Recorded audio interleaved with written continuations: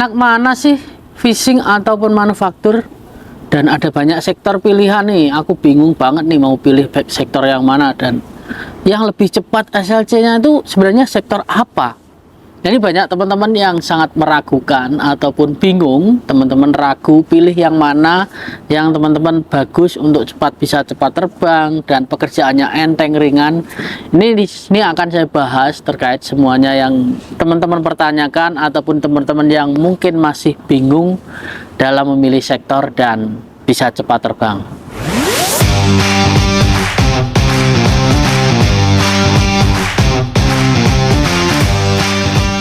Halo sobat, assalamualaikum warahmatullahi wabarakatuh. Kembali lagi bersama saya Wahono Channel. Kali ini saya akan membahas terkait pertanyaan teman-teman yang masih bingung untuk memilih sektor karena ada banyak sektor. Apalagi di tahun ini akan tambah lagi ataupun tahun depan yang akan ditambah terkait perhutanan.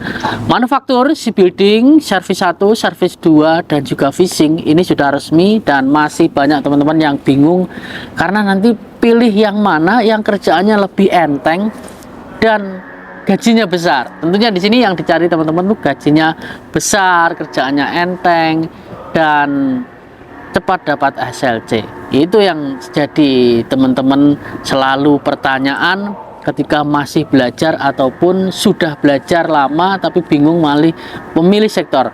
Bahkan teman-teman yang kemarin sudah ujian pun, yang gagal ujian mau ikut sektor kembali ataupun daftar kembali, pilih sektornya masih bingung. Di sini akan saya sedikit kupas ataupun jelaskan satu persatu terkait sektornya dan juga mana yang lebih cepat mendapatkan SLC.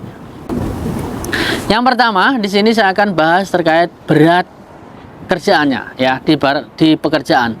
Baik itu sektor manufaktur, fishing, shipbuilding dan juga service 1, service 2. Ini semuanya ada plus dan minusnya. Ada yang berat, ada yang ringan, ada yang bikin betah kita, ada juga yang tidak bikin betah kita ataupun bikin kita nggak betah di tempat tersebut. Kita lihat di fishing saja. Kalau fishing sudah jelas pekerjaannya berat. Sebenarnya semua pekerjaan ataupun semua sektor itu ada yang berat, ada yang ringan. Baik itu di fishing, itu ada juga yang ringan. Bagi teman-teman yang bisa menyikapi pekerjaan tersebut atau bisa menghandle dan juga mempunyai fisik yang lebih kuat, itu terasa ringan. Ataupun teman-teman yang memang mempunyai basic di fishing, itu terasa ringan. Tapi kalau teman-teman yang tidak mempunyai basic fishing dan juga teman-teman memang fisiknya kurang, itu terasa berat untuk kerja di fishing. Bahkan satu hari kerja aja sudah nggak kuat, nggak mampu di fishing ya, langsung cabut. Itu saya rasa seperti itu. Manufaktur sendiri juga sama. Meskipun teman-teman itu mengatakan fishing manufaktur lebih ringan dibandingkan fishing, namun di manufaktur sendiri banyak teman-teman yang pindah dikarenakan pekerjaannya ada juga yang berat, ada juga yang ringan. Nah, di sini bisa kita ambil poinnya ataupun ambil semuanya di bahwa di fishing dan juga di manufaktur ini tetap ada yang berat, ada juga yang enteng, tergantung kita sendiri untuk menyikapinya. Shipbuilding mas gimana? Shipbuilding banyak sekali teman-teman yang mengeluh terkait pekerjaannya cukup lumayan berat dibandingkan manufaktur. Nah, kenapa seperti itu? Tapi ada teman-teman yang di shipbuilding itu masih kuat, bahkan 5 tahun di shipbuilding. Kerjanya di shipbuilding 5 tahun itu ada. Saya punya teman yang kerjanya di shipbuilding, sektornya manufaktur tapi SLC-nya dapat shipbuilding, dan sampai sekarang dia masih berada di shipbuilding sampai 5 tahun ya. Bahkan habis ini dia bisa re-entry lagi. Alhamdulillah, ya itu bagus sekali karena bisa menyikapi pekerjaannya dan juga bisa menghandle pekerjaannya, jadi terasa ringan. Kalaupun teman-teman di manufaktur pekerjaannya ringan tapi tidak bisa menghandle, sama aja terasa berat dan akan pindah. Dan yang menjadikan pekerjaan itu berat itu diri kita sendiri dan juga lingkungan. Kalau lingkungan kita ini memang dari seniornya sudah nggak kompromi dan juga mandornya juga sedikit temperamental ataupun mempunyai sedikit sifat yang kasar ya, selalu marah-marah pada kita, selalu membuat kita nggak benar pekerjaannya, itu akan menjadikan pekerjaan itu berat. Nah, selanjutnya pilih sektor mana yang lebih bagus ini ya, daripada fishing, shipbuilding servis 1 dan servis 2. Ini bingung sekali buat teman-teman. Sekarang ini tentukan teman-teman buat keyakinan ataupun feeling Anda sendiri, buat teman-teman semua, yang menjadikan kamu itu bingung itu apa yang pertama.